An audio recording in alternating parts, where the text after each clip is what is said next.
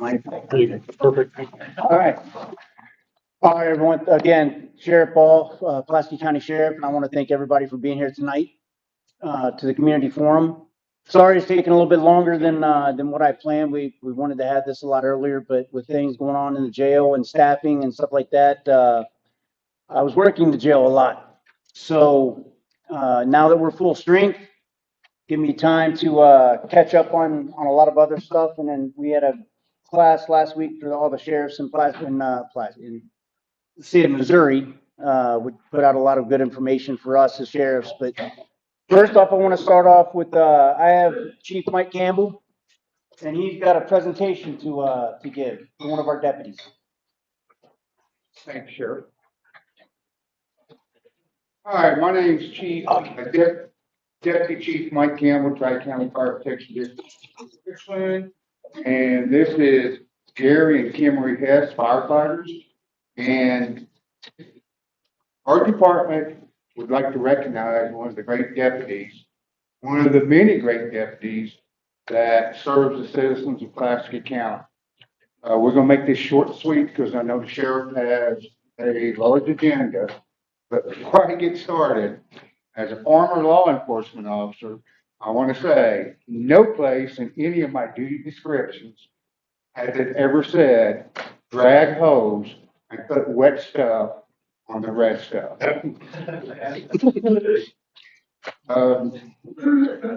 Deputy Humphrey, come up, please.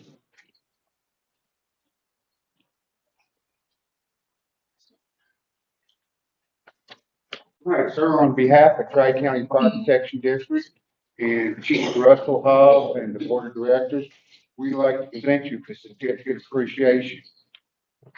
Tri-County Fire Protection District certificate of appreciation is presented to Deputy Charles Humphrey for exceptional performance on 25 May during a commercial structure fire at the Richmond Housing Authority. Deputy Humphrey was the second unit on scene and assisted 2 firefighters in suppression and extinguishment operations. His actions was instrumental in containing the fire to 1 unit. Deputy Humphrey went above and beyond the everyday scope of duties of a law enforcement officer. His action to serve and protect reflects his obligations to Pulaski County Sheriff's Department and the citizens of Pulaski County. Thank you, sir.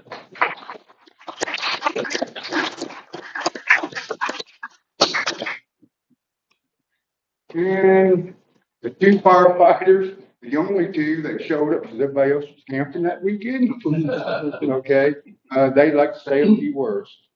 Thank you very much. I had just had knee surgery recently and I was in a lot of pain.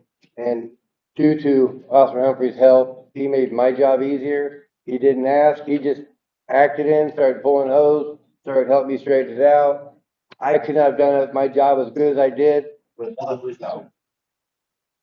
And to piggyback off of that, I was the firefighter who was on the job of extinguishment, and I had 3 other outlying things that needed to be protected. And without his help of controlling one of the outlying buildings, we could have had a whole lot bigger of a problem.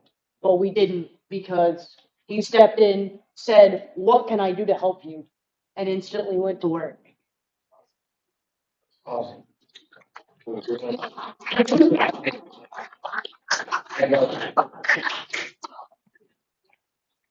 Chief, he had 7 hours of overtime that day, so I'll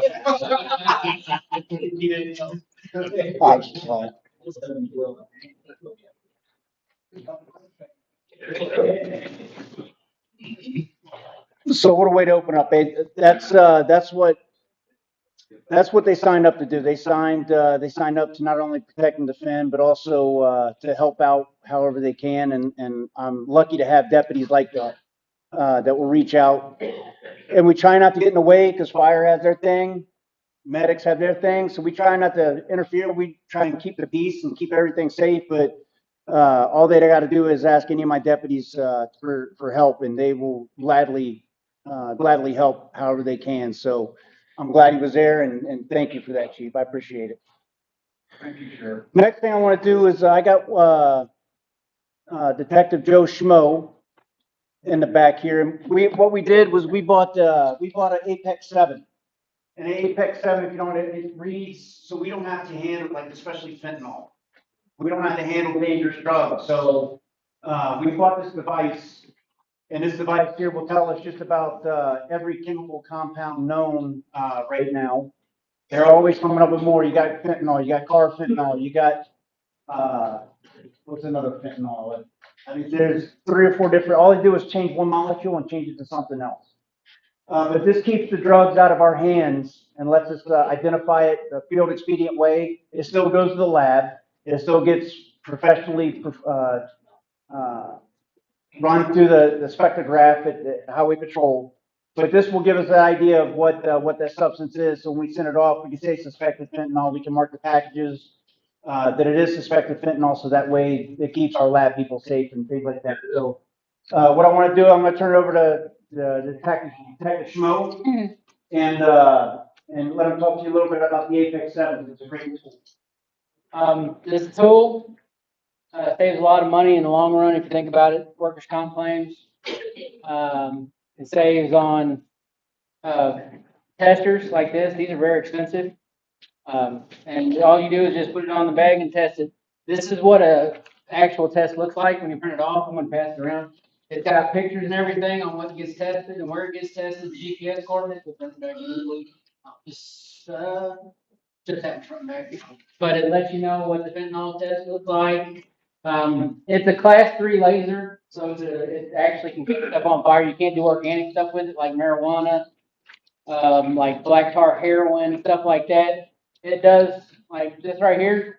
Most time, like back when he was younger, you'd actually have to go in and test it. But now all you do is press the button, sync it up. Oh, didn't turn it on. Stand by. You just turn it on, you sync it up, and it Bluetooth, and you press the button and it goes.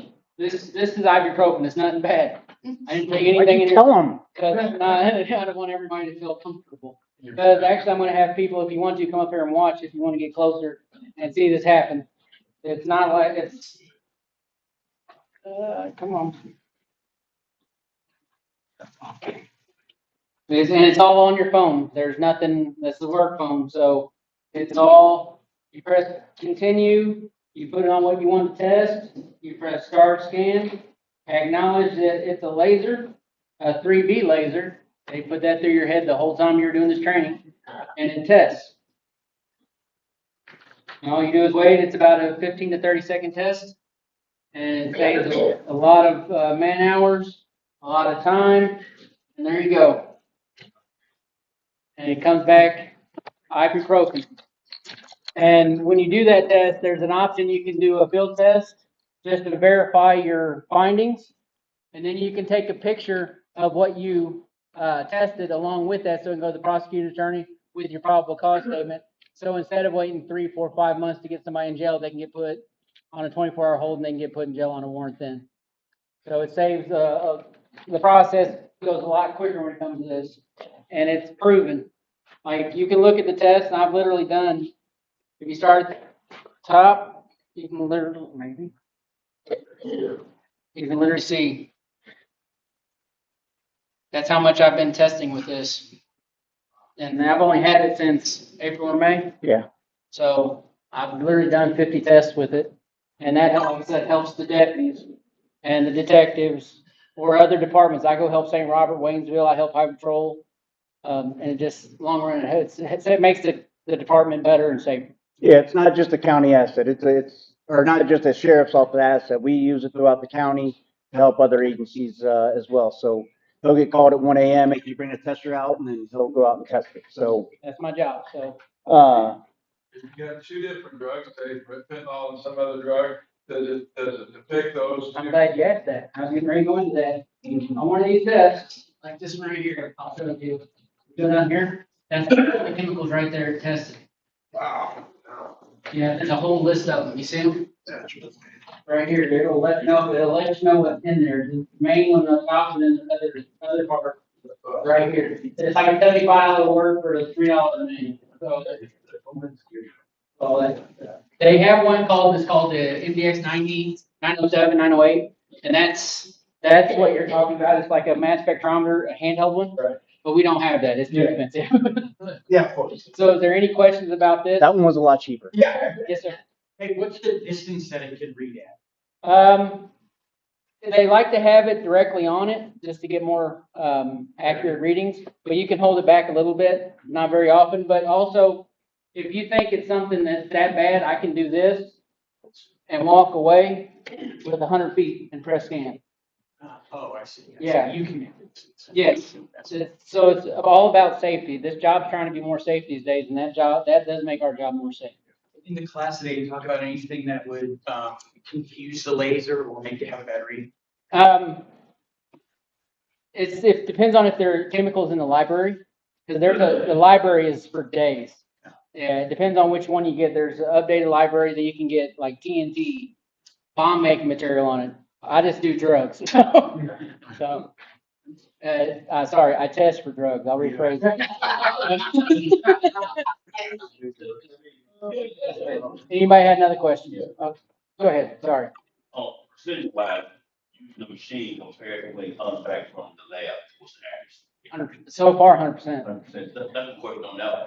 I know it, and that's not just, I know when people, sometimes when you find some drugs, you test and stuff and else, when you take it out to the lab, sometimes you feel that individual a ticket, and then later on, when they come back positive, then you put out a warning, and sometimes whatever reason takes a little bit longer. Is there any type of concept when it's 100% that you don't have to wait as long? Well, like I said, the prosecutor's on board with, because I can print that off, just like the stuff going right, this right here. I can print that off and give it to the deputy, Okay. and the prosecutor will read it, see the picture and everything, and they'll go off the case law about it, and they'll file out a warrant then. And they'll start the case proceedings after that. So, go ahead. How long has this technology been going on? Been a while. It's been a long time. We had a thing called a TrueNarc before. It was through a task force. It was through South Central Drug Task Force. This is it's smaller and it's better, I think, quality. Nowhere near what that thing does. No. Right. And then, I totally forgot my other question. So it's been, if you look up ramen, yeah, it's called Apex R7 ramen. Like the noodles. RAMEN, that's 100%. It'll tell you a little bit more information about that. So is Pulaski County, do you know what other agencies use this technology, or you guys? No, I one do of the not. First, I don't know of any agency with that. They most have TrueNarcs, but Okay. I reviewed, I went over and checked a lot of these out on the internet, watched, read the reviews. I was used to using TrueNarc, so I was biased on that one, but then I read this one and read the reviews on it, and I was like, maybe we should try it, and we had them in, and it worked great.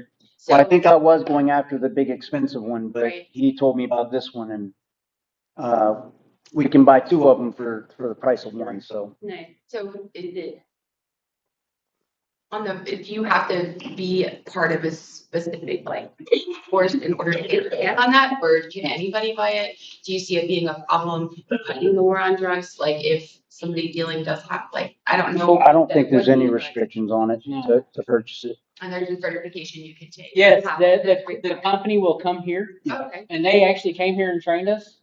There was a few of us, there was, St. Robert was here. But yeah, they actually had a certification class for this laser, and they also had a certification for these. Okay. So, Which are pretty accurate as well. yeah. Yeah. Any other questions? Does your drug task force, what is it, like area? Lake Area Narcotics Enforcement. Do they have one of those, or do they utilize something like that, just? I think they have a TrueNarc, don't they? If they have a company. I think they have TrueNarcs. Yeah, I think they do. They have a couple of them, but they also have this at their disposal as well, if they need it. Great. Any other questions? All right, thank you. Thank you. So getting into the sheriff's office mission to make Pulaski County safe and enjoyable in a place that you can live and work. we want to be a leader in the community as a sheriff's office. My goal is to be the best daggone sheriff's office in the state of Missouri and across the country. But I definitely want to be the best law enforcement agency in this area. So the only way I can do that is to give my guys the tools that will make them better, that will make everything that we do more efficient. Because I'm telling you now, our guys are swamped with cases. Our detectives probably about 30 cases each. Our deputies are 25 to 30 cases each. We have a significant amount of call volume, and for a Class 3 county, and I've said it all kinds of times, but we're the largest Class 3 county in the state of Missouri based on residency. We have 55,000 residents in the state of Missouri, and I'm sorry, in Pulaski County. We should actually be a Class 1 county, but because Fort Leonard Wood is separate from Pulaski County, we can't add that land value assessment to our books, which keeps it as a Class 3. So we're a Class 3 county with Class 1 problems. And I have nowhere near the manpower that a Class 1 county has, but we work through it. That's not an excuse. We charge along, and we do these cases, and we do them with professionalism. And that's the main thing right there. We don't use excuses. We don't have the manpower, but some of this equipment that we are getting will kind of ease the burden in some ways of manpower. And I'll get into some of that here in a few minutes. But first, I just want to give you a snapshot of the last 7 months as a sheriff here in Pulaski County.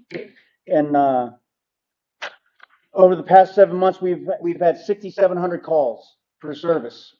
Everything from 911 was 5,900. So that shows you the influx of calls. And I hope and pray that it's because they trust us. And pray that it's because they trust us that we're going to come out. That they know when they call the sheriff that we're going to come out. That they know when they call the sheriff's office, they're going to get a deputy. And we do, and with a high call volume, though, 2 deputies work in the county or 3 deputies at any time work in the county, then they're all tied up. So we have to get out there to those calls. After one call, we finish one call, we're out on the next call. So high call crime trends showed domestic disturbance and disturbance cases in general, as well as assaults, are on a steady rise. And I think that's because they are calling us now versus not reporting it. They're now reporting it. That's my hope. Burglaries, they're uptick right now. Mental and emotional calls, they're growing. We have a lot of mental and emotional calls where we got to deal with mentally and emotionally unstable people. Most of us have been through SIT training, crisis intervention training, which is great training that helps us cope and deal with how to deal with these certain individuals. But with those, just as domestic disturbances are probably the worst call to go to, because that puts the deputy in that much more danger, because you never know what the other spouse is going to do once they put handcuffs on one. And if there's only one there, because I can't always have 2 people there. Our goal is to have 2 people at a domestic disturbance, but depending on the calls, depending on the volume, it might just be 1 deputy, and that deputy will clear out and get there as fast as possible to the disturbance. But mental and emotional is our next most dangerous call to deal with, just because of the instability that person is going through at that time. So I'm fortunate to have deputies that are able to de-escalate and not make something a lot bigger than what it should be. And we're able to work with our partner agencies throughout the community, COMC and our ambulance district, and to get the ambulance out to check them out, to get our COMC folks out there to help de-escalate, and hopefully get them to where they need to go for better resources versus being stuck in a cell downstairs that does absolutely nothing for a mentally unstable person. But that's what it's come back to. The over across the United States, a bag full of McDonald's cheeseburgers in your bag. Stitch and Alex will sniff it out. The 2 Waynesville dogs will sniff it out. They will smell that odor. They will alert on it. And at that time, it's game over after that. So they keep trying, and we keep finding it. So uh, enforcing our laws on the road, making those stops, is a big, because that's where not being proactive and just letting things go.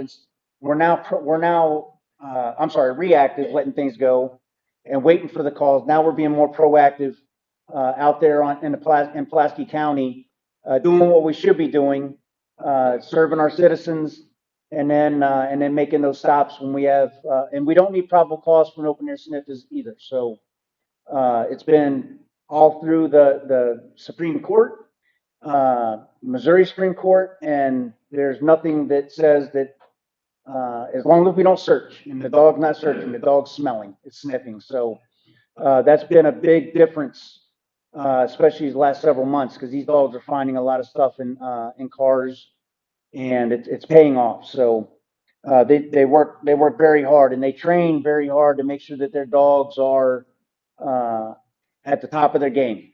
They do training every day. Weekends, it doesn't matter. They got a training book. They keep a log, and they're training their dogs to make sure that they are proficient and smelling the odors of certain narcotics.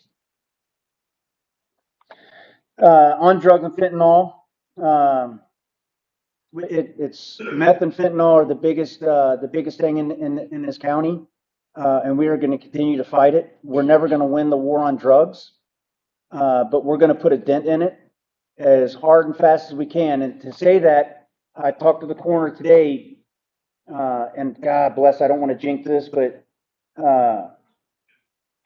August 4th was his last call out for unconscious, unresponsive. So the results from that haven't come back in from the autopsy, but that was the last call for him to go out for an unconscious, unresponsive that wasn't revived at scene. So that's, you can take that one or two. Either what we're doing is working, and we're scaring them, or they're not going unconscious and responsive. So, or they got their Narcan and they're not having to call. So I like to think that we're actually doing a job, and that's getting that poison off the street. Finally, the jail, my jail. I got to give these guys credit. If you never worked in jail, and I know some of y'all in here are pastors down in the jail and come down for religious services for these guys and gals. These guys are probably the hardest working people in my office.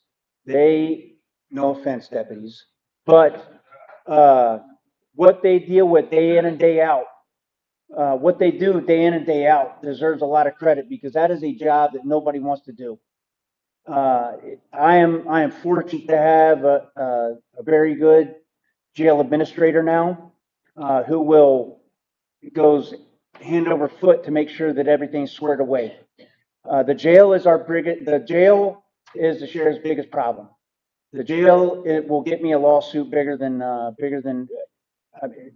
than you can, whatever analogy you want to use. These guys are down there trying every way they can to try and come up with some type of lawsuit. I've already seen it. I've already been through it. But sometimes something happens and it's a valid lawsuit, and we are going through a couple. Not since I've been here, but we still have a couple that are on the board to be dealt with, and we're going to deal with them. But the biggest thing I told my guys when I came in here, I need to get them trained. They need to be trained how to work the jail. I could only afford 5, and I've managed to get 5 through, and I got another 5 to get through, and I got a couple that are already trained. So we're going to be hosting another academy here soon to get those last 5 trained up. And it makes a world of difference, because now I can put more trust in those people, in those folks, because now they've been through the MSA Academy, and it is a certified sheriff's academy that they go through for it's 2 days a week for 3 weeks, and it's pretty intensive. They test afterwards. They got to pass the test to get their certificate. So it's good training overall, and it shows that you can see a difference from my new hires that haven't been through to my ones that are down there now. So they're doing great things, and I don't give them thanks nowhere near enough. And after working the jail for a couple months, I have a newfound respect and love for those guys. So, and gals. So I mean, it is hard work dealing with those people every day. Uh, it's crazy what they go through. If you've never been in a jail and seen these guys working, I know some people in here have did the tour of the jail, and you can always come in for a tour of the jail and see. Hiding nothing, not hiding anything. You want a tour, you come in. I don't care if it's you or a group. It doesn't matter. I'll take you down and show you. And I won't call down and say, hey, you got a group come through. I want you to see it as is. Just like I walked Mr. Rose and the provost marshal and stuff through last week. And I mean, it's eye opening. It's a lot better than up there, the old jail by far. But it's still work, and they work pretty hard, and I'm pretty happy and proud of those guys. So, like I said before, I want to bring the sheriff office into the technology age and get things done. But with technology, it costs money. But we've been going through. I've been putting in grants that I'll go through in a little bit. I've been writing grants like crazy the past month and a half. Three of them have gotten through and gotten approved, and I'm still waiting on four big ones that hopefully gets passed. But with the technology, we have a drone.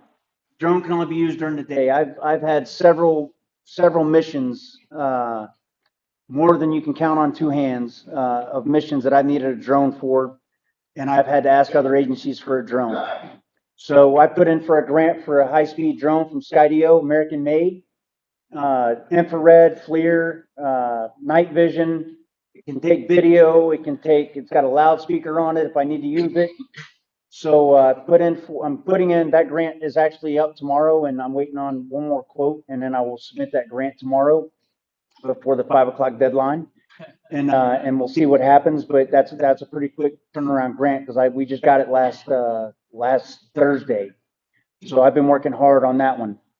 But the drone capability, again, it's not a device that we use for invasion of privacy. It's not a device we use for violating your Fourth Amendment rights. It's a device that we use for law enforcement purposes to give us a visual from overhead for whatever incident, whether it's an active shooter, whether it's a car chasing away. I mean, we can use the drone. The drone flies at this one flies at like 45 miles an hour, but we can put that thing up in the air, change out batteries, and we can have that drone up in the air pretty much continuously until needed. But that drone is a huge capability, so I put in a grant for that versus paying for it out of our budget. The license plate readers, another upgrade that's going up in our county. The flocks. Again, a lot of people say it's a Fourth Amendment violation. It is not. It takes a picture of your back of your car. And I want to stress to you, as long as you haven't kidnapped somebody, if you haven't robbed a bank and drove off in your car, you haven't committed any crimes and drove off in your car, a burglary or anything like that, then you really have nothing to worry about. Because we're looking for those people that have committed crimes, and we verified they've committed crimes. We just can't use a license plate reader and I do have a policy on the flock readers. I do have, the deputies do have parameters that they will go by to use that because they can't use it unless it's for a law enforcement purpose. And the plate's got to come back here to our dispatcher. And it's also run through mules at the highway patrol. So there are certain areas that and I say checking on girlfriend and stuff like that, girlfriend's car, wife's car, something like that. That's because it's been done. But as the sheriff, with my written policy and the deputies that are utilizing this technology and what it's supposed to be for, then I have my trust and faith that they will use it just for that. And if not, they will be terminated. That is instant termination. But that license plate reader there, that allows us to be even more proactive because we can now catch people committing crimes in real time versus being reactive and waiting for a call to come in to say, hey, just had a bank robbery here in Richland, and and they went west. Well, with my cameras, they run by my camera. They run through another, and that's the thing with this technology is I can see Phelps County cameras, I can see Laclede County cameras, I can see St. Louis County cameras. I can see anybody that's got a flock. I can see as long as they give me permission, and they can see mine as long as I give them permission. So it's a statewide, it's county. I mean, they're all over the United States, and it's a great tool for the deputies to be able to respond and in real time and get to the area they need to be, so that way they can make the arrest if needed, or see what the situation holds when they get there. So another great product that we're getting for this county to get us up into that information age. We bought 8 repeaters. If you don't know about repeaters is what allows us, changes the signal from the UHF radio to a digital radio and sends it to our dispatch.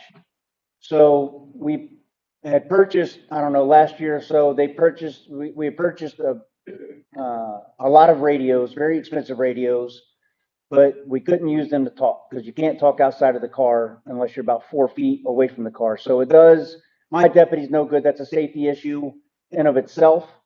So what we did, we used our federal drug seizure money that we got back from a drug bust that actually I did back in 2018, but it finally came to us. So it was kind of ironic that it's my case and we get that money, but that money went towards the purchase of 8 repeaters to get half my fleet done. Because even if two deputies are running together and one's got a repeater, one doesn't, that handheld will still work off the other repeater. But as I'll get to the grants in a minute, I'll tell you how we're gonna strengthen that up to get all of our fleet with these repeaters. Every deputy wears a body camera. You can look by. Every deputy wears a body camera. This isn't just for your protection; it's for our protection as well. So that when I get a call from a citizen and they say, Sergeant Cooner, he was rude to me, EMF'd me all over the place, and he said this and said that, I can say, Sergeant Cooner, and you see your body camera video, he'll pull it up, and then I can watch that body camera video, and I can see exactly what happened, and make a determination of. I get complaints all the time for this or that, but that body camera there is what helps protect my deputies as well as you from your stop. So if you ever have a complaint or anything like that, know that I will be checking body camera video, and I'll go from there. I'll either call them back like I have before, say this is not the video that I'm seeing of what you displayed or what you talked to me about, and we'll have a conversation. So with that, all our deputies are wearing them. And finally, looking to modernize the dispatchers, modernize for our dispatcher deputies and detention officers. I'm looking at a state-of-the-art CAD system, CAD, RMS, and JMS. And the CAD system is what we use for the deputies for their cases and for our dispatchers to do the calls. RMS is our record management, what keeps our records into and what syncs our records with right now. Well, and JMS is our jail management system. So right now we use an antiquated system called Crime Star. It looks like imagine Atari, playing the old Atari with the joystick and playing PS5. That's the difference. And it doesn't link to my evidence. And my evidence is the second thing that's going to get me hemmed up on if I'm not careful. So when the deputies have their evidence, they do their evidence, and then they tag it, and then they put it in the evidence locker, and the evidence tech comes in the next morning, puts a sticker on it, and puts it in his system. So we haven't had that issue, thank God, because evidence tech is pretty high speed. But accidents do happen. We're not perfect. But one number off on a serial number for a gun could mean the case. So with a system like this, like we're looking at for for my deputies and my jailers and my dispatch, it will now sync up what the deputies do out there. It's Windows based. So what they do out there, and they make an arrest and they put the information in for the arrest. They click a button, say that checks he's arrested. Well, that sends that information to my RMS, or my JMS, to my jail. Now my jail knows somebody's coming in, and all that information that the deputy put in the computer is now on that JMS instead of coming in and starting all over with the same information. And it also, any evidence that we take, it will also document and link that evidence with that case. So when the evidence tech comes in, it's in his system, through our system, and then he just prints out a label and has to stick it on. Versus, put it in, make sure it's in his, and puts it, his label on it and puts it on the shelf, whatever, where he's labeling that. So it links everything together. And right now we don't have that. TrimeStar is 25,000 versus a state-of-the-art CAD system versus 100,000. So with my budget, there's no way for me to afford that. But through grants, through finding money in other places that we can get it for this, and that's not only $100,000 to get the system. That's $100,000 every year for upkeep. So it blows my mind how much these people make, but I mean, it's a software system that's already developed. All they do is push a button to send out updates. But we're paying $100,000 for somebody to push that button. So it's not the best system that I'm looking at, but it is a very good system. It does use AI, which is structured AI, and it's a secure AI, which will, for instance, my body camera, the deputy's body camera footage, he can set it up to the, or you can print it out and it'll transcribe, it'll read the body camera, it'll transcribe the deputy and whatever interaction he's having with that person. Which is a great tool, because right now my deputies spend hours sitting behind the desk watching body camera footage. They do their case, they're watching body camera footage, they're typing, they'll pause it, they'll type, they'll watch it again, and they're typing. It's back and forth, and as you know, it's going to take a while. But with a CAD system like that, that will, again, less time the deputies are spending on cases, give them a true and accurate readout of the transcription. It also has AI assist. I wish I could say we are scholars at writing reports, but we're not. I'm not just law enforcement in general. Writing reports is not everybody's favorite thing to do. And you're reading a book, going through a page of things, and then you get down to the last, and that's the meat and potatoes of it. A lot of us write how we talk. So with the AI technology built into this, and again, I said it's secure, it's built for law enforcement. It knows and learns and understands our terminology. It helps to put that report in a better format, easier to read, takes out all the nonsense, and then we go from there. So again, it's a time-saving tool that we can use to make, again, the deputy has to read his report, make sure that it didn't put something in there that it shouldn't have. But as many people that use the system I'm looking at, that's not something I've heard has been an issue with it. So again, another tool for the deputies and for this office to get up in the information age to try and spend more time on the road than having to do all these cases. So grants, I talked about grants. Right now, three of our grants we've written have been approved. One for body armor for $15,000, because all my body armor expires this year. A grant for victim violence, mainly women victims of women of violence. Right now, if my deputies go out at 2 o'clock in the morning to a domestic and they got a victim that's been beaten and no place to go, been kicked out of the house, whatever. Right now, before my deputies say, let's call COMPSI, let's call victim advocate, well, we're still making them calls. However, now my deputies can take them to a hotel, get them a room. If they need clothes, buy them clothes. If they need food, buy them food, buy them food. If they have kids, buy the kids clothes, buy the kids food. And then I take them receipts from my credit card and submit them to the state of Missouri, and they reimburse me what I spent on taking care of that person that was victimized. So another tool, instead of sitting there wondering where we can put this person, now the deputies know what we can do. They know we can put this person into a hotel for a couple nights, and yeah, I'm paying for it out of my budget. However, I get reimbursed, but we got to take care of them some way somehow, and that's another way we can take care of them and make sure that they're safe for a couple until victim advocates can get involved and find something more permanent. It also helps if we ever have to do any type of witness protection. It pays for my overtime for my deputies for witness protection. We've never run into that, but it's written in there, so it's another safeguard for us in case we have to perform that kind of function. Some other grants that I've written. Well, we've written, because I didn't write this one, the supplemental pay for deputies. Right now, we're the lowest paid sheriff's office in all the sheriff's offices around us, to include local agencies.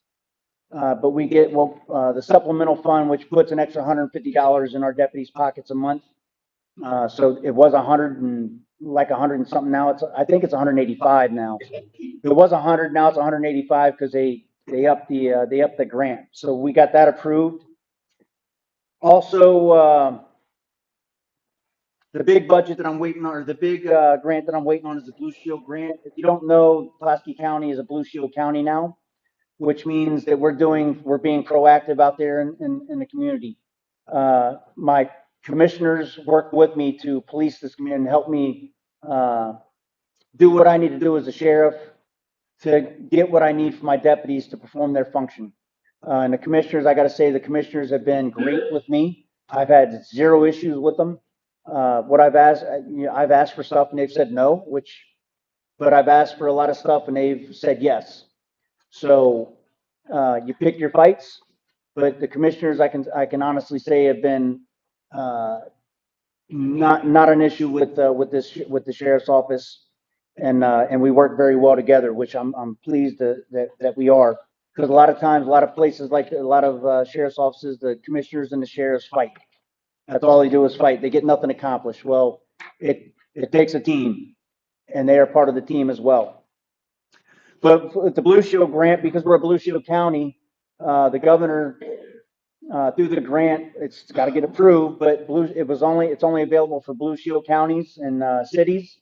But it's a $50,000 grant that I've ordered extra ballistic protection for our SRT. Right now, our plates are about 12, 15 pounds each. These plates are coming in at 3 or 4 pounds each, which may not sound like a lot or a big difference, but if you've ever worn body armor in Iraq or Afghanistan, or body armor period, with ceramic plates, then you know that it's, for the first 5 minutes is fine, but after that, you're hobbling around like who's that guy at the church?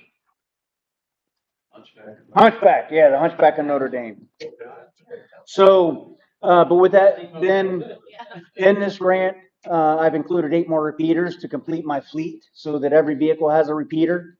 And we don't have any issues with communication. Also, within that grant, 2 trauma bags. We don't have any trauma bags for SRT. We need trauma bags in case something happens to one of our officers or a victim on site. We have enough.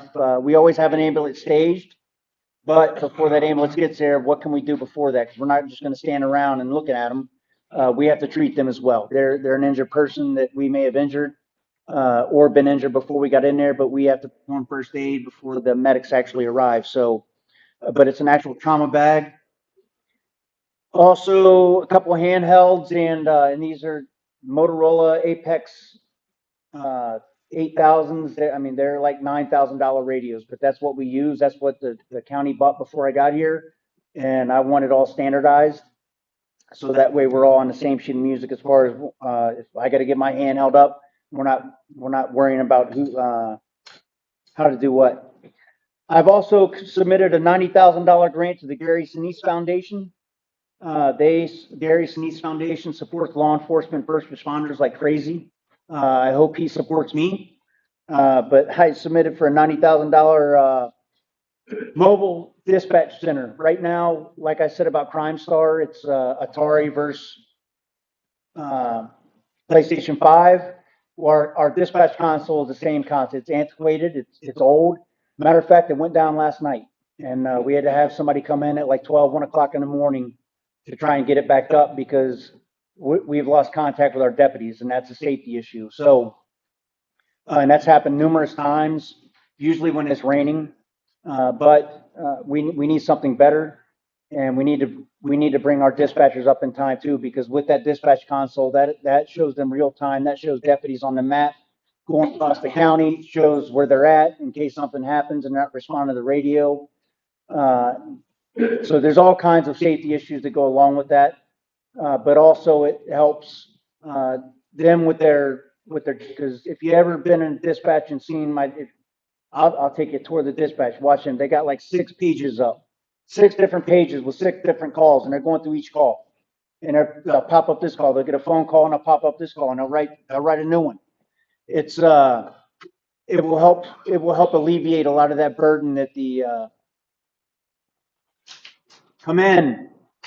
It'll help alleviate a lot of that burden for my dispatchers as far as having all those windows up and be able to help kind of formulate that CAD for them as they're going through with the deputies and pulling up a new one and formulate that. And it does work well with this is the CAD or with the CAD system. It also works with AI technology to help the dispatchers as well.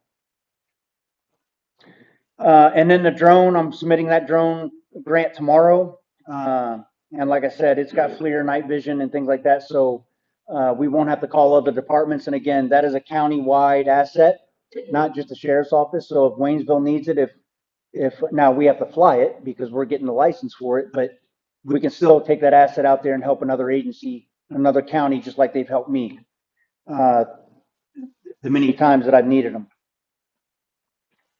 Community programs, and we're almost done, and I'll open it up to you all. But community programs, policing isn't something that we can do alone, that I can do alone, my deputies can do alone. It takes a whole community to do what we're doing. And through my app, I think that we've helped bridge that gap with community because now we're getting tips like crazy. And I need the community's help. I want the community's help. So if you see something, say something. And like I've said previous times, it may not mean nothing now. And if you send me something through the app, you're not going to get a response because you're submitting anonymous unless you put your information on there. But it may not mean nothing right now. That tip you send tomorrow may not mean nothing then. But as we're putting this puzzle together, sooner or later that's going to mean something. So that's how we got to then tips. You may not think they're helping, or you may think they're a waste of time, but I'm telling you now, we look at those tips. I put them on a spreadsheet for the deputies to see, and we act on those as we can, or we go back to that sheet and we see these tips and we start putting the pieces of the puzzle together. So they are helping. And Pulaski County, I want you to continue to submit your tips. My Citizen on a Patrol program and Civilian Police Academy. That's something that I knew I wouldn't be able to get to this year because there's a lot that I want to accomplish this year before I get into that. I don't want to put the cart before the horse and just start an academy and then nothing. So, but next year I want to open up a Citizens Academy, and those Citizen Academy graduates, they can volunteer if they wish to be on the community police or the Citizens on Patrol. And what those Citizens on Patrol will be is my eyes and ears out there in the community, like my neighborhood watch, and looking for whether it's a suspicious vehicle or suspicious person. You won't be the one interacting with them. But I'm going to give you the tools through teaching by my deputies and my detectives on how to act, how to react, how to talk to folks, how to respond to certain situations. Some generic first aid to include CPR, things like that, so that way you can be an asset out there until we arrive. So that's what I'm looking for as far as next year. And then ultimately, once I get those two established, open up a kids academy I don't know what the age is right now, but I want to open up a kids academy for 1 week and teach them some skills. Teach them what it's like to be a police officer, because nobody wants to be a police officer. No kid wants to be a police officer. They want to be a YouTuber, influencer, things like that, which is great. But somebody's got to take our place at the end of the day. And I would love to get some kids involved with our sheriff's office, and that also helps with the kids too, how they look at police officers, how they interact with police officers, things like that, to know that we're not out there arresting everybody. We're there to help them. So just some plans for the future that I'll be working on at the end of the year, going into next year. And all the school resource officers, they all fall under the sheriff's office now. So we work hand in hand with the school resource officers for different cases and things like that. And they help us make sure that everybody in the schools are trained for active shooter. They make sure that, they have laptops from my office, so that way they can do their cases at the school for juvenile cases and things like that, so they don't have to come here and stay, and that takes them out of the school. So, and the same thing, if we get this new CAD system RMS, then we'll integrate that with them as well. So that way they can do their cases over there and be on site in case something happens. And the biggest thing with this, we're spearheading a new training program that's going to integrate all of our fire and ambulance and police force and law enforcement agencies within the county. That if you didn't know, we did an operation the beginning of August at the West Side, and then we went to Lakeway. Great events. The first event, not so much, as far as we killed the bad guy, we neutralized the bad guy. However, we learned we made a lot of mistakes, which is not a bad thing, because it was a learning experience. When we came back to AAR, we had a lot to talk about, as far as what the ambulance does when they get there, what the fire does when they get there, what law enforcement does when they get there, and how we're going to communicate. Communication is the biggest thing, and it will always be the biggest thing because we're all on separate radios, we're all on separate frequencies. Nobody's talking to everybody. So what that did was that turned into the next day at Lakeway into a much bigger event and a heck of a lot better event, where we worked as a team. When the ambulance got there, we sent them down to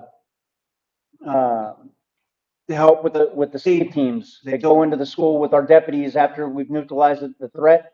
The SAVE teams go out and get the injured people out, treat them as they're going, triage them as they're going, get those that need to come out ASAP, get them out, and then get them back into the command post, where they can be treated further and further evaluation by the paramedics.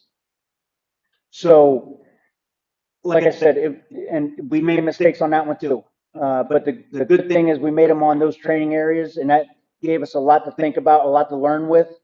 And that's turned us into a very valuable training program that we're going to institute across the county with all of our first responder agencies, so that we're all training together, we're all fighting together, and everybody knows the mission. Everybody knows what's going to happen when they get there. So that's a big thing, because we have never ever, I can't remember when we've worked together as a countywide, to do something like that.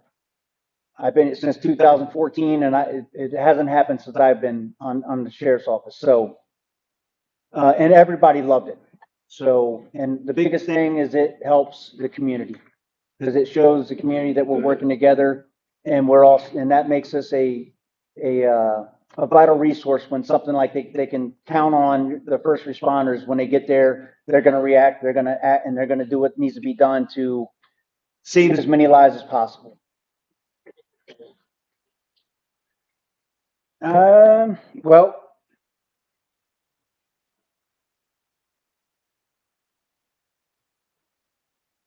the last thing before I close, what I want to say, this sheriff's office, I am not hiding from accountability.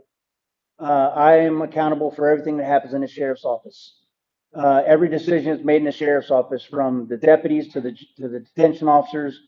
I will never shuck that responsibility, and I will remain accountable. And if it's something I need to explain, then I will explain it.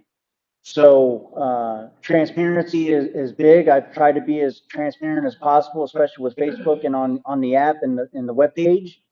I hope that it's showing that, I have nothing to hide. If we screw up, then we screw up and we're gonna fix it. I told my guys, if it's not illegal and ethical and moral, you lie to me, then we can fix it. But one of those four things, that is instant termination, and it won't be tolerated, and we'll drive on from that if we make one of those major mistakes out there in the community, which, with this team that we've assembled, me and Chief, I think that we've got a great group of personnel that really care about working in this community. They want to do a good job for you. They're not out for the money. If they were out for the money, they'd be at Phelps or Laclede or somewhere else. Or up at the lake working at, making 60,000. So that means a lot to me, that they want to come here and work. Because it's not a job that, especially this county, right? This county has always been known as Wild Wild West, and I tell these guys all the time, and especially the new hires, they will learn more in Pulaski County in 1 year than what they'll learn in another county surrounding us in 5 years. We have everything in this county because we're a Class 3 county with Class 1 problems. We will continue to work with professionalism. We will continue to work and treat everybody with dignity and respect. If there's ever an issue, you call my dispatch and they'll patch it through to me if I'm in the building. If not, then they'll take a note and put it in my box, but I'm always available for any questions or concerns or comments or anything like that. So with that being said, I will open it up to you all for any citizen comments or questions or concerns. Yes. I got a couple. Number one, you're talking about block cameras, the communication between them. Would that include like one at Lowe's? And there a block camera at Lowe's? Or did I let the cat out of the bag? If they give us permission, yes, they are at Lowe's. Okay. The other thing is, and I just questioned you earlier when they come here, the body cameras to me have always been one of those things that shows that we as citizens are ignorant. And the officer pretty much is on point. Because this was the thing with a assistant AG in Rhode Island, bitching out, an officer, because she was drunk as a skunk and then wanted to turn around and play the card. And the thing is, if it wasn't for those body cameras like that, everybody would say, "Oh, that officer was wrong," and it is. And I think that's a real good way to protect our officers. Not only sheriff's department, police department, what have you, but I think that is a real key too. And the other thing that the citizens should know as well is we can't delete anything. Once we come into this building, it automatically downloads to the server. They can watch it, they can save it, they can send it to me or whatever, but they can't delete their body cameras. The only person who can do is our IT. So another thing for transparency, making sure that everything is kept and the way it should be. Well, it's the officer's best tool for something like that. But like it helps the community as well, because if the officer, the deputy's wrong, it will show that as well, and we'll be able to take action on that. So it's a great tool, and it keeps you from seeing the 1 minute video that somebody took on their phone versus seeing the whole thing, how that transpired. So it goes both ways for the citizens and for the deputies. So it is a great tool. And the other thing on Fourth Amendment, as a former newspaper publisher, we used to have people, you can't take my picture. But once you go out in the public, you have no expectancy of privacy. No. You're in the public, so you're going to be there. So folks, just think about that. It's no different than me going behind your car and taking a picture with my phone. It takes a picture of the back of the car. It doesn't take a picture of inside the car. Um, and the deputies or whoever's using flock, the flock camera does not give them probable cause. Because if I take a picture of, I'm looking for Reggie and I see his car and it comes across me as, there's his car. I'm going to the area. And I pull him over and it's her driving. Why did I pull her over? Still got to get probable cause to make the stop. The flock itself is not reason for stops. And that is spelled out in my SOP. And once we get the flock up and going, we haven't really been talking about the flock that much within the sheriff's office because it's not up yet. But once they get them all up, we've got all of our MoDOT and our highway patrol certifications so they can be put up. So now they're surveying the areas that I want them, and they'll be put up shortly. But yeah, it's not probable cause just by using the flock. That doesn't mean nothing. The deputy still has to get probable cause, like turn signal or speeding or crossing the line, something like that to get probable cause to make the stop.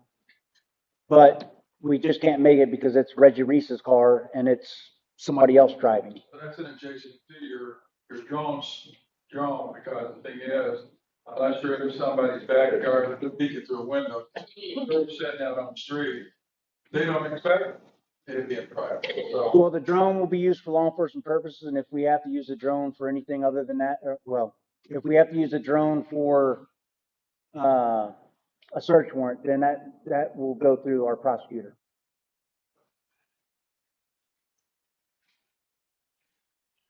Yes, sir. You did say that, you got 100%, are you full strength, say that you patrol in your correction officers? We're at full strength in my jail. Correction. I had one resign yesterday. I'm one, but it's getting filled. And as soon as I can get this person onboarded, I will be full strength on the road. So I have 16 on the road, 14 in the jail. I have a question. Yes, sir. You're writing a lot of grants, which I think is phenomenal. But I did hear you say that the agency is one of the lowest paying sheriff's departments. I had this fight being involved in the sheriff's department. What can we do to make that pay competitive? So they don't want, I mean, your attrition rate there for a while, a lot of turnover. I know it's been here for a while, but what can we do to make the pay competitive? Buy a lot of stuff for the law enforcement tax. I mean, it is what it is, and I'm not making it as an excuse. I mean, the grants are there, and if I can get them, great. That saves, I mean, that saves the taxpayers from having to get that burden. Like my rifles, we just got brand new rifles. Those rifles were paid for by our old rifles we turned in, and hopefully by either auctioning rifles or turning rifles in from evidence. So that paid for all of our brand new rifles for all of our deputies. So instead of paying 20-some thousand for all those rifles, that's what we got to do to try and make up for some of the, the lacking of the funds in the budget. There is something else that, and I'll be talking with the prosecutor about this here in a few minutes when we're done, but yeah, you don't know it yet, but,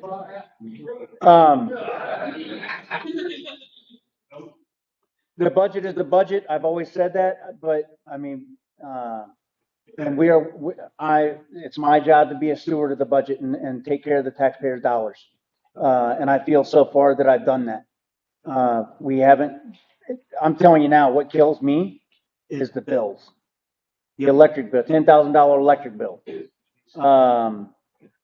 The phone bill, the gas card bill, we had somebody service the jail and that bill, and we have, paying for the cooks and that's all the money. Yeah, I mean, there hasn't really been nothing bought by this sheriff's office except for a friggin' $800 door, for my evidence room and the vehicles that will start being paid for next year off the general revenue budget. So most of the stuff, and we got 25 headset. We got probably about $100 and some thousand. Am I wrong? $100 and some thousand worth of equipment. through, what's that, through Yeah, so. LASO, 25 headsets and 7 pair of PVS 7 night vision goggles. That we went out and looked for, and my training sergeant found it, and he applied for it, and we got it. So we just have to be creative. We can't expect to get everything we want all at once, but it'll come, and we'll keep working at it. But that's really about all we can do. Vote on a secondary law enforcement act. Because the one we currently have.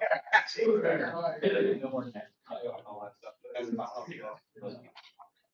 Well, I mean, there for a while, you got, I'm not sure if it's starting to be, you got guys out here responding shots fired $16, $17 an hour. It's half of the average employment duration. Right, I'm with you, man. I like that. $32 an hour is what the average should be. And I did this last time too. I mean, if you look back at the deputies' uniforms, that's nothing that I bought for them, except for the body camera. But they bought all that stuff and the badges I bought. But I don't have the equipment to outfit deputies. I give them the crap that I have, and then they go out and they buy their own stuff. I don't have the funds for it because so with that, I'll take donations. I'm just playing. But with that said,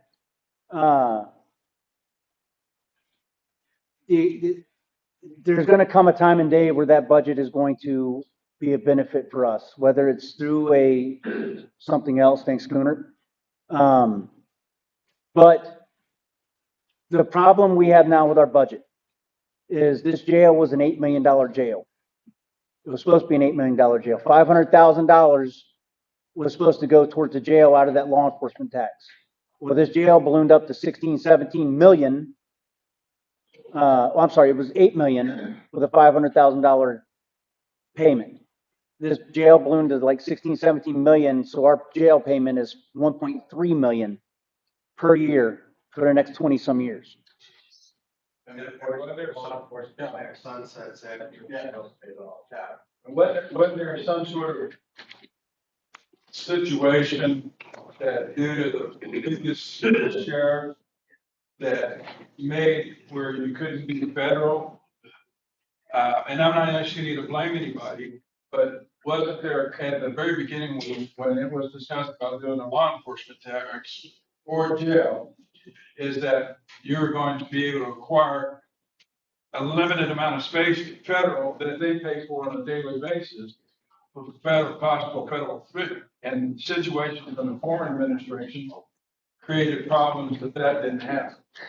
Well, the plan, this jail was built for federal inmates. We have a huge recreation area downstairs. A county jail doesn't have to have a recreation area. We have a recreation area that was built specifically for federal inmates. We currently cannot house federal inmates because the jail is being paid on tax-free bonds. So we can't charge the federal government money to house federal inmates on it's got a lien on it more or less. So until this jail was paid off, or I don't know if the answer is to redo I don't know what the answer. I'm not a financial guy, but we're not using the jail to its full capability. We were made to temporarily house federal inmates for $85 a day versus state inmates, which we'll still house. They just got to be housed separately for $25 a day or $23.75, which is getting ready to jump up to $37.50. So that will be a nice increase to our per diem for the inmates that we house. But yes, that was the plan, was to house them. To put it, I mean, you got one county that houses hundreds of federal inmates making millions and millions of dollars on their budget versus us. So I don't need 85 federal inmates. I could go with 10 federal inmates. I mean, I'm not being greedy. And federal inmates are a hell of a lot harder to handle and maintain than state inmates. There's detainees waiting for prison and court. But again, it is what it is, and I'm gonna deal with it and roll with it how we have to, so. And not to negate your officers out there, but the thing about it is, when we passed the law enforcement tax, we said we were told this, and then we gotta be some sort of lock for taxpayers go, oh, yeah, we can do that. We've been taxed to death. Taxes, Oh, heck, yeah. uh, something's gotta happen. I wanna work an angle that I will talk about with others first. Um, to ensure that I'm getting my full budget. So, with that said, I mean, I do not want to put a tax out there, but it's, if I start losing people because of money and because they can't afford to pay their bills and stuff like that, I mean, my detention officers down there, I mean, it's daggone, 37,000 a year to do the job that they do, which they should be right up there commensurate to the deputies. There's a couple sheriff's offices where the detention officer and deputies are the same pay, and then they go up by years, but we're not fortunate enough to have a pay scale like the military. Like every couple of years you get a pay bump. It's just not built into the budget. The other part being is, and because I am, I'm one of those senior citizens that got my tax froze. Is that gonna? Oh, you're good then. Yeah, well, yeah, well, no, I still make construction, I still use stuff. You know, my deal is that, because at our last meeting, we were told that there was like 1600 people that actually were approved to do that. Because those revenues are, because everybody thinks that, well, the cities are lowering your taxes, but you're gonna find a higher tax bill because your assessment went up, you know? And the thing is, for those of us who did that, has anybody looked at the loss of revenue, potential loss of revenue, and that would create for you? No, there's probably gonna be a loss. What that is, I mean, I won't know until next year. But again, I mean, it's my responsibility to maintain the budget and get what we need, the ways that we can get it. And I mean, I'm just gonna keep charging along. I mean, that's all I can do. Well, I give you kudos for going after grants that probably have been lost over the years. It could have been upgrading our sheriff's department for many, many years. Well, we'll see how good of a grant writer I am if I can get these two big ones passed, but. You got 3 out of 5 so far. I'm thinking you're doing pretty good. Well, those were, yeah, those weren't as extensive as these were, but still, I mean, they're in there. That's all I can do. Yeah. Sure. Yes, sir. Oh, yeah. Yeah. I'll say something too. You and I have talked before about this. One of the growing problems across the United States right now is the child trafficking. Pulaski County is kind of ranked as far as the geographical location that, as a matter of fact, Missouri is. And we've been teetering right around number 3 and number 4 in the country right now. Hold on, do you all hear that? We're between number 3 and number 4 in the country for child trafficking. So I've been The Missouri, the state. I've been encountering human trafficking for over 20 years. I actually started in Honduras back in 2003, and it's something that I've been doing ever since. So I'm arrested with a nonprofit, and I was also law enforcement for 12 years to develop on for about 10 years. But in this particular building called Rescue, it encompasses a lot of resources and a lot of help needed, especially with law enforcement. But what I've learned across the board, coordinating cases in multiple states, is a lot of law enforcement officers are not trained in even trying to get intervention. Melody, my colleague, and I, along with Mary, called Tiger Ability, we are trying to develop initiatives in order. This came from the conference in Iowa, spoke to some sheriffs there with representatives. They're looking for initiatives. They look at us as a sister state. You know, a lot of times these guys go across state lines once they get up there. And by the time law enforcement has responded to that, they're already out of county. And it's a big issue. Texas just had that operation this summer, Operation Soteria Shield, where there's about 109 kids that have rescued across the state, about 200 kids on the press. It is right here in Missouri. A lot of victims here in Missouri and out in Texas through the cartels and in other gang related organizations. We're trying to do something. And one of the things that I told items there is when it comes to our kids, you don't have to ask for permission to intervene. As a citizen, you need to stop that perpetrator. At least that's my stance. You know, there are some counties that don't like that, but they want their law enforcement to be able to do that. If they do it, they're not trained or have resources to do that. But as an adult, you know, kids have been harmed. You know, we have to protect them. I think that's what our duties as American citizens, as voters. And so we're trying to come up with initiatives. We want Pulaski County to be able to lead the charge on some kind of programs that we're putting together as far as education, putting officers, fight scenarios when it comes to trauma, treatment, recovery, victims, all that type of stuff. You know, what to do if somebody's overly emotional with somebody or you come across somebody accidentally, but they don't want to leave out of fear, but you know you have to get them out of the situation as an officer.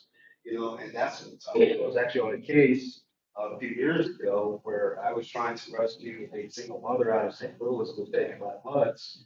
They found out I was trying to rescue her and sold her to the bus in Atlanta, Georgia.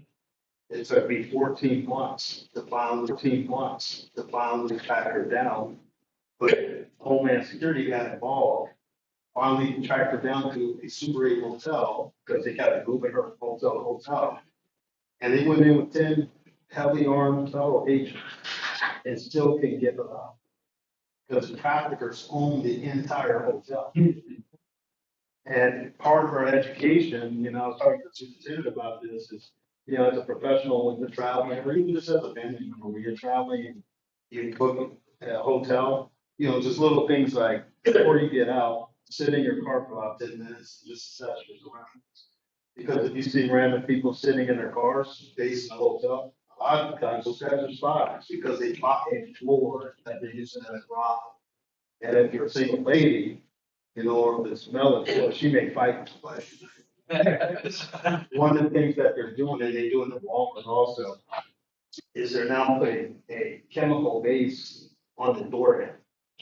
So when you go and check in and you come back and touch that door handle, right, your body starts going on, it pass out, and they traffic you that way also.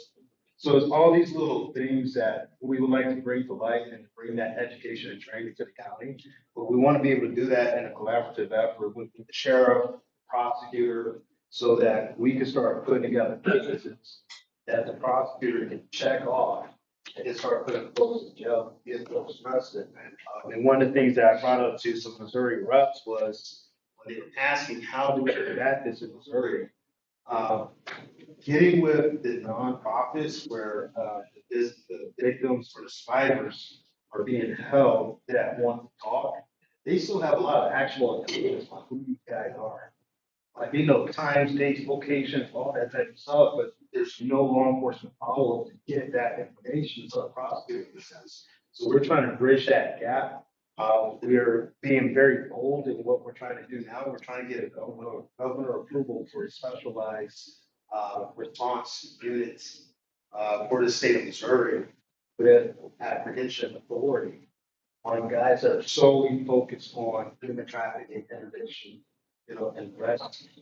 And, but we wanted to be able to test some things out with the sheriff's department here in this county. And then that would create a duplicatable system, because our neighbors in Iowa, along with, Illinois, and Oklahoma, they're hungry for something like this. And we sit geographically right in a hot spot, the I-44 and 70, there's a lot of victims on the eastern side of the state end up in Memphis, Atlanta, and Chicago. Over here on this side, you end up in Dallas, El Paso, or Arizona. Or going out west, they end up in Las Vegas, Oklahoma City, or Los Angeles. And so trying to, rectify, these hazardous approach to our citizens and protect our communities, education for our kids. We're trying to get into school for specialized training with students. We're trying to create, we just had a summer camp this summer called Operation Alpha, where we teach our kids on how to identify sensitive users and stuff like that, teaching life skills and some escape evasion stuff, they were out for activity.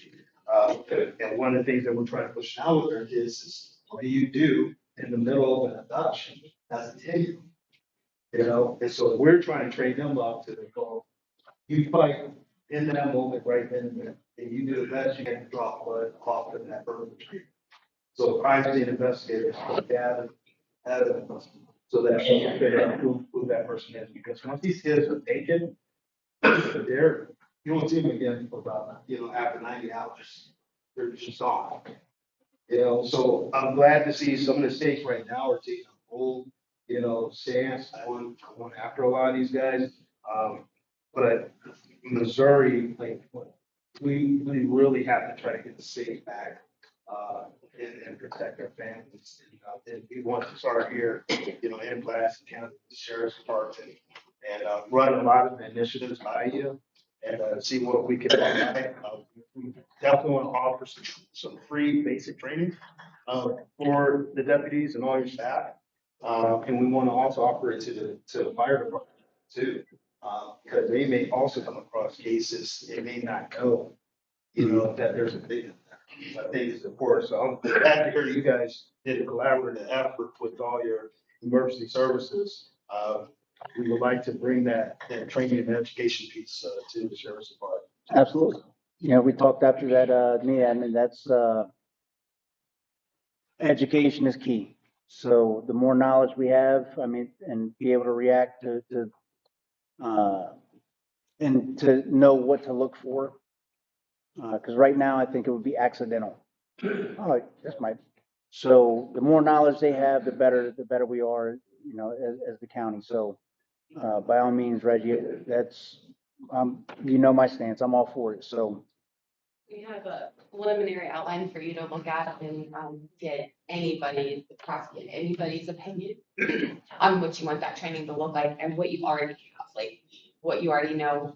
A lot of great things, like, knowing that your resource officers are tied in with the sheriff's department actually helps us in our forward motion, knowing that you're already collaboratively working together on certain things is definitely helping us in that aspect. That's so with everything with it's the aerial initiative, and having Pulaski County, I'm very excited to everything that I've heard from you and how you're moving forward with technology and with grants and trying to just combat any crime that you can throughout the county. We can teach the kids at the camp, but if our law enforcement doesn't know, or if our kids don't know, it has to be a collaborative effort across the board with the school, and understanding and knowing, don't know that. So we're definitely excited to partner with Tiger and Lily, and we hope to, with your input and others' input, initially with you guys before the end of the year, and then have you host possibly, we proposed a collaborative effort with Pulaski County, maybe ahead of that, with other law enforcement agencies throughout Missouri. Okay. Yeah. Reggie, were you saying that you're ready and prepared to work with the nonprofits, or you're saying you'd like to? We all got you. Yeah, so I'm the vice president for Tiger Lily already. Um, but, we've tacked on an initiative called, the Aerial Initiative. And, so Tiger Lily is founded by, Meredith Temple. She's out of St. Louis, Illinois area. She was a survivor herself. She got herself out. And, she's been, for about 10 years now. She's actually one of our guest speakers. We want to bring down here to the community to You tell can her hear story. Meredith. The reason I ask you is I'm the director of Show Me Nonprofit. What we do is bring nonprofits together, which is exactly what you're doing. So I'd be willing to coordinate that for you. Yeah, definitely want to get your information on that. Exchange. Yeah, absolutely. Yeah, good question. Yes, sir. A few things. How's it going in the city of Prugh? Are we, how's everything? I live on the outskirts, I don't live in the city. But my concern is, making sure that everybody's safe, because, I know people that live in the city of Prugh. I do appreciate you guys putting in a much per hour, meter to let people know what's going on. That's a great thing. We need to change that, by the way. We need to move that, by the way. Yeah, we probably should move it around a little bit, yeah, how's the city of Crawford going, how are you guys? Well, I mean, you're not gonna make everybody happy. They want more law enforcement, I know, and that's what I can provide is what I can provide, and they're paying that, and the city's paying out of their revenue for a deputy day and night. And that's all I can provide right now. Unless we get more deputies in and I can have, but if something major the deputies spend majority of their time in the city of Crocker. And they get called out, they're free roam regardless. Yeah, I still love it. If they go out of the city for something, I mean, they actually help because they're in that area, whether it's Richland or Dixon, they can respond to that if need be. Correct. But the speeding, I mean, when I first did my community forum up there, they were complaining I'm going to pull everybody over for speeding and run people out of Crocker. And now they're complaining there's too much speeding in Crocker. So I understand. Correct. Um, I see it different, so I appreciate it. yeah, I mean, we're doing our best with what we got, and we will. I mean, there is dedicated law enforcement up there 24/7. Yeah. You may not see them, but they're there. My second question is, I have a few students that attend high school. And, there's quite a few situations that happened last year. Mhm. And I just want to ensure that we have some kind of SRO that can be there permanently. Because last year was kind of a fiasco. There's a lot of things going on with the different SROs.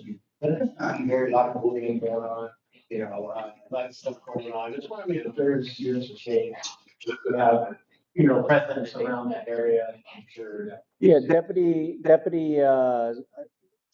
Whiteman, she's the SRO at Crocker. From what I've seen of her, she's very good with the kids. She just started at the end of the year, because I know there was a couple months where after the other SRO moved away, but she is there permanently now. So if there's any issues, she knows the call, and we got the Crocker, and actually the Crocker code enforcement officer Hosea, he's commissioned by me, so he helps us out a lot, especially if we got a call and we can't get to the school for the crosswalk. But I know the crosswalk is a major issue. Correct, right. You got two major crosswalks and only one deputy at one of them. Because I think there's three: the two that cross the street and the one that crosses into the church and Senex. But yeah, from everything I've seen from Deputy Whiteman, I mean, she's working good in there, and I haven't had any issues from the superintendent or anything on her. So, and I saw her last year. She was doing good things with the kids. The kids, having fun with the kids, and she's an experienced law enforcement officer too. So, and she will. I mean, if you never seen her, you'll see her. She'll smack somebody around. So. That's what kids need to see. Thank you. Yes, sir. Thank you for everything you do. Thank you. I appreciate that. I had a good team. Yes, you do. Yes, sir. Yeah, I just wanted, this is not a question, comment.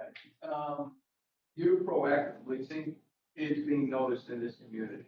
And I can tell you from individuals, groups, that, this morning, I had a guy come cut a tree up in my backyard, blew over last night.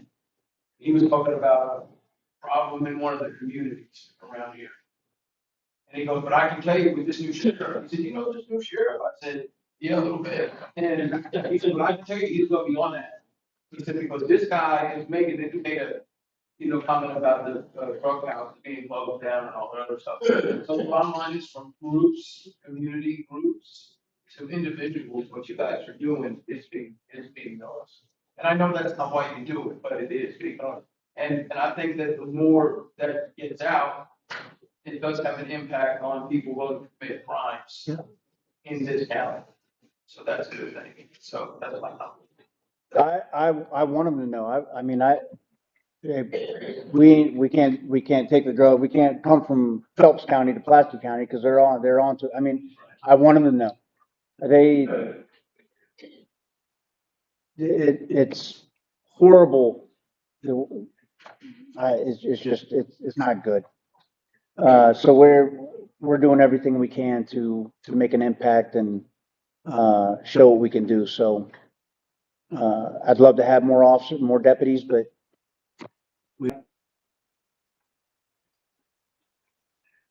One more question. With the containment of our border, and you've got ears to the ground as law enforcement, has all law enforcement officers, noted anything about the reduction of fentanyl since the borders been tightened up? Overall, and I'm talking about overall, not just here in Pulaski County, but overall. I mean, it is, our drug officer, he is having trouble finding it. I mean, he can find, I'm talking like, not the users. Yeah. The deputies deal with the users. But finding bulk is becoming a little bit more difficult. It's still out there though, because I mean, it's coming in other ways. It's not just the southern border. I mean, But- that's just another avenue. Yeah. I was just kind of. I will tell you, when I worked narcotics and Trump shut the border down the first time, when he was president, I couldn't, if I found meth, I was paying $800 for a half ounce. And that is a large amount of money for a half ounce of methamphetamine. And then I'm getting yelled at for paying $800. I was like, that's all I can get. So,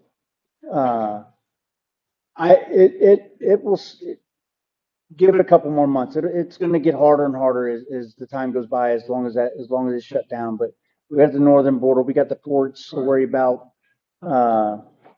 So they'll find a way in. That's why we're never going to win this war. We just got to keep fighting. We got to win the small battles and take them out as they come to us. Well, no, the fentanyl seems to be toxic to everybody, law enforcement, everybody. That's why after our coroner gave a speech about the fact about the kiosk machines, and I'll tell you folks, you want to hear a story about that, talk to Private Graves.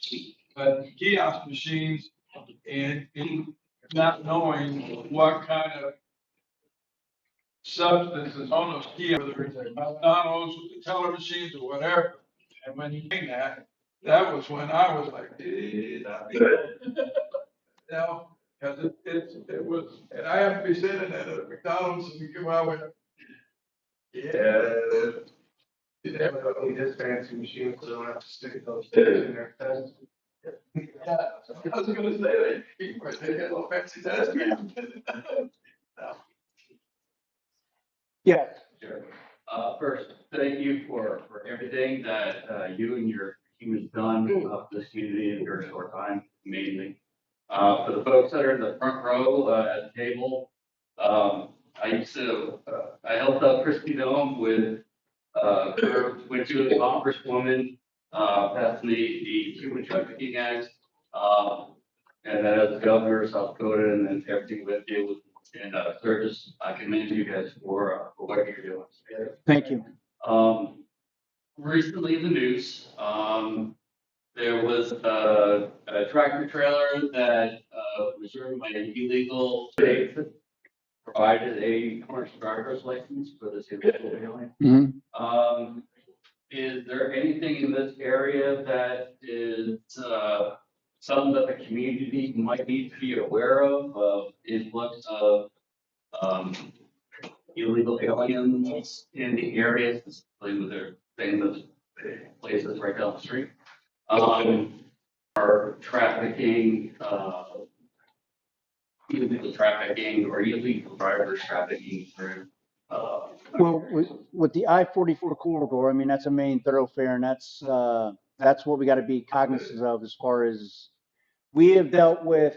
The last 2 weeks, we've dealt with two illegal aliens that we've caught ICE. They put a detainer on, they came up and got them. I have also entered in the 287G agreement with the MOU with the Border Patrol and ICE. My deputies right now are doing training, online training for like the federal policies to know and understand what we can and can't do is but that will allow us to act upon illegal immigrants as far as holding them, knowing we can arrest them regardless, but we got to call the but if ICE has a detainer warrant that they want served, we would be able to serve that ICE detainer warrant without ICE. So I have sent my MOUs. They were approved by ICE and the federal government. So after my deputies get done with this training, they will have a credential that says that they're allowed to do this, this, and this within certain parameters. We're not federal agents, but we work together as a team because with the job they have and the job they've and what they've been through the past, I mean, it's not right. So anything I can do, and a lot of sheriffs around the country have done and supported this same initiative, I will support our ICE and our Border Patrol. So I haven't seen an influx, to answer your question, no. But I know ICE has been here on several occasions for the past several years, and they've done a couple. So they're here. We don't. I mean, we kind of run into them accidentally, and when we do, then we put them on our jail. We call ICE, and ICE comes and gets them. Yes, sir. Sheriff, good evening. Good evening. So, I'm all over the vehicle side every June. I live in St. Robert, Missouri, so there are 6 law enforcement agencies that I am served because I live in Pulaski. There's the Prugh Police Department, the Dixon Police Department, the Richmond Police Department, the State Robert Police Department, the Waynesville Police Department, and of course the Sheriff's Department. So I checked the numbers for those 6 agencies. There are 2 agencies where I couldn't find the numbers. I checked back with the state attorney sheriff's office before you, for a little send them a message, and a little more. And she explained that this year, when they were collecting the numbers from different police agencies, I guess he left. I guess the transition, so my question is, I didn't the numbers for the Pulaski. Can I ask you for those? Would you email them to me or? The numbers to all the. Oh, no, the numbers for all these are on your website. I'm wondering if you got the number for Pulaski County Sheriff's Department, they're not on the Attorney General's website.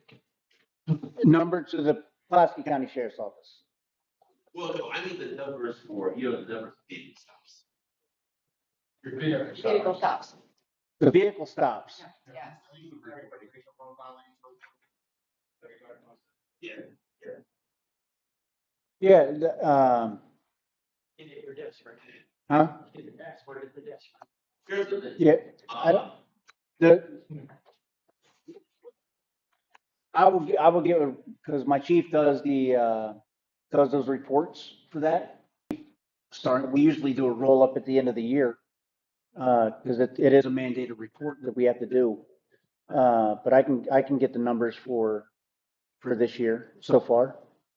Yes, Well, what, like, the lady explained to me that, I guess, whatever time frame they collect the numbers, one guy left and some didn't have blah, blah, blah. And that was something from here? Well, no, that was in the Attorney General. Oh, okay. So the Attorney General's pulling reports up from all the police agencies Yeah. in Missouri. And during the time they were pulling them up, the gentleman who was doing it, I guess he left. Okay. And I guess they didn't have a good transition. Okay. So I can't assume anything. This is my first opportunity to. Yeah. Yeah, I'll get your email and I'll get it to you, the numbers. Okay, thank you.